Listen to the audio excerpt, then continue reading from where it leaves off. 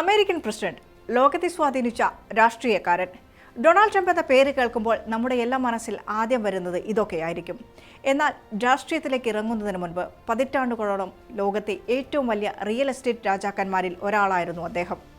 വൻ വിജയങ്ങളും അതിലും വലിയ പരാജയങ്ങളും കോടിക്കണക്കിന് ഡോളറിന്റെ കടബാധ്യതകളും നിറഞ്ഞതാണ് ട്രംപിന്റെ ബിസിനസ് ചരിത്രം.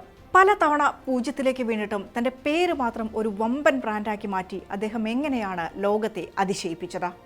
ട്രംപിന്റെ വിവാദങ്ങളും ബുദ്ധിയും നിറഞ്ഞ യഥാർത്ഥ ബിസിനസ് കഥ നമുക്കൊന്ന് പരിശോധിക്കാം. ഡൊണാൾഡ് ട്രംപ് ബിസിനസിന്റെ ആദ്യ പാഠങ്ങൾ പഠിക്കുന്നത് സ്വന്തം അച്ഛനായ ഫ്രെഡ് ട്രംപിൽ നിന്നാണ്. ഫ്രെഡ് ട്രംപിന് ന്യൂയോർക്കിലെ ക്വീൻസ്, ബ്രൂക്ലിൻ തുടങ്ങിയ പ്രദേശങ്ങളിൽ ഇടത്തരം കുടുംബങ്ങൾക്ക് വേണ്ടിയുള്ള ചെറിയ അപ്പാർട്ട്മെന്റുകൾ നിർമ്മിക്കുന്ന ബിസിനസ്സായിരുന്നു. കോളേജ് പഠനത്തിന് ശേഷം ഡൊണാൾഡ് ട്രംപ് അച്ഛൻ്റെ എലിസബത്ത് ട്രംപ് ആൻഡ് സൺ എന്ന കമ്പനിയിൽ ജോലിക്കായി ചേർന്നു. എലിസബത്തിലെ ജോലിയിലൂടെ റിയൽ എസ്റ്റേറ്റ് ബിസിനസ്സിലെ തന്ത്രങ്ങൾ അദ്ദേഹം പഠിച്ചെടുക്കുന്നു. പക്ഷേ പിതാവിനെ പോലെ ചെറിയ ബിസിനസ്സുകാരനായി ഒതുങ്ങാൻ ട്രംപിന് വലിയ താല്പര്യമൊന്നും ഉണ്ടായിരുന്നില്ല. ലോകം ശ്രദ്ധിക്കുന്ന എന്തെങ്കിലും ഒന്ന് ചെയ്യണമെന്നായിരുന്നു ട്രംപിൻ്റെ ആഗ്രഹം. അവസരം വന്നപ്പോൾ അദ്ദേഹം അത് ചെയ്യുകയും ചെയ്തു. 1971 കമ്പനിയുടെ പൂർണ്ണ ചുമതല ഡൊണാൾഡ് ട്രംപ് ഏറ്റെടുക്കുന്നു.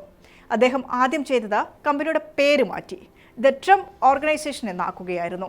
അച്ഛൻ്റെ ബിസിനസ് ശൈലിയിൽ നിന്ന് മാറി ലോകത്തിലെ ഏറ്റവും ചെലവേറിയ സമ്പന്നർ മാത്രം ജീവിക്കുന്ന ന്യൂയോർക്കിലെ മാൻഹാട്ടനിലേക്ക് അദ്ദേഹം തൻ്റെ ശ്രദ്ധ കേന്ദ്രീകരിക്കുന്നു. അവിടെയാണ് ട്രംപിൻ്റെ ആദ്യ വലിയ ബിസിനസ് മാജിക് നടക്കുന്നത്. റെയിൽവേ പാളത്തിനടുത്തായി തകർന്നു കിടന്നിരുന്ന പഴയ കമ്മോഡോർ ഹോട്ടൽ അദ്ദേഹം വിലയ്ക്ക് വാങ്ങി. അത് പുതുക്കി പണിയാൻ പ്രമുഖ ഹയാത്ത് ഹോട്ടൽ ഗ്രൂപ്പുമായി അദ്ദേഹം കൈകോർത്തു. മാത്രമല്ല, തന്റെ സ്വാധീനം ഉപയോഗിച്ച ന്യൂയോർക്ക് സിറ്റി ഗവൺമെന്റിൽ നിന്ന് 40 വർഷത്തെ നികുതി ഇളവും അദ്ദേഹം നേടിയെടുത്തു. ആ പഴയ ഹോട്ടലിനെ അത്യാധുനിക സൗകര്യങ്ങളുള്ള ഗ്രാൻഡ് ഹയാത്ത് ഹോട്ടലാക്കി മാറ്റിയതോടെ റിയൽ എസ്റ്റേറ്റ് ബിസിനസ് ലോകത്ത് ട്രംപ് വൻതോതിൽ ശ്രദ്ധിക്കപ്പെട്ടു. ഗ്രാൻഡ് ഹയാത്ത് ഹോട്ടലിന്റെ വിജയത്തിന് ശേഷം ട്രംപ് തന്റെ ഏറ്റവും വലിയ സ്വപ്നത്തിലേക്ക് കടന്നു. മാൻഹട്ടന്റെ ഹൃദയഭാഗത്ത് 58 നിലകളിലുള്ള ഒരു വമ്പൻ കെട്ടിടം അദ്ദേഹം നിർമ്മിച്ചു. അതാണ് ട്രംപ് ടവർ. അകത്ത് പ്രവേശിച്ചാൽ കണ്ണഞ്ചിപ്പിക്കുന്ന സ്വർണ്ണ നിറത്തിലുള്ള ഇന്റീരിയറുകളും ആഡംബര കടകളും വലിയൊരു വെള്ളച്ചാട്ടവുമൊക്കെ ഈ കെട്ടിടത്തിന്റെ പ്രത്യേകതയായിരുന്നു. ലോകത്തിലെ ഏറ്റവും വലിയ പണക്കാരാണ് ഇവിടെ അപ്പാർട്ട്മെന്റുകൾ വാങ്ങിയത്. ട്രംപ് ടവറിന്റെ വിജയം ഡൊണാൾഡ് ട്രംപ് എന്ന വ്യക്തിയെ വെറുമൊരു ബിസിനസ്സുകാരൻ എന്നതിൽ നിന്ന് ലക്ഷറി ബിസിനസിന്റെ പ്രതീകമാക്കി മാറ്റി. എന്നാൽ ട്രംപിന്റെ ബിസിനസ് ജീവിതം എപ്പോഴും വിജയങ്ങൾ മാത്രമുള്ളതായിരുന്നില്ല. 1980കളുടെ അവസാനത്തിൽ അദ്ദേഹം ചില തെറ്റായ ബിസിനസ് തീരുമാനങ്ങളെടുത്തു. അമിതമായ ആത്മവിശ്വാസത്തോടെ അദ്ദേഹം അറ്റ്ലാന്റിക് സിറ്റിയിലെ വലിയ കാസിനോകളിലേക്ക് പണമിറക്കി. ട്രംപ് താജ്മഹൽ എന്ന പേരിൽ ലോകത്തിലെ ഏറ്റവും വലിയ കാസിനോ അദ്ദേഹം പണിതു. ഇതിനായി ബാങ്കുകളിൽ നിന്ന് കോടിക്കണക്കിന് ഡോളറാണ് അദ്ദേഹം കടമെടുത്തത്. പക്ഷേ കണക്കുകൂട്ടലുകൾ പൂർണ്ണമായും തെറ്റി. കാസിനോകൾ വിചാരിച്ചത്ര ലാഭമുണ്ടാക്കിയില്ല.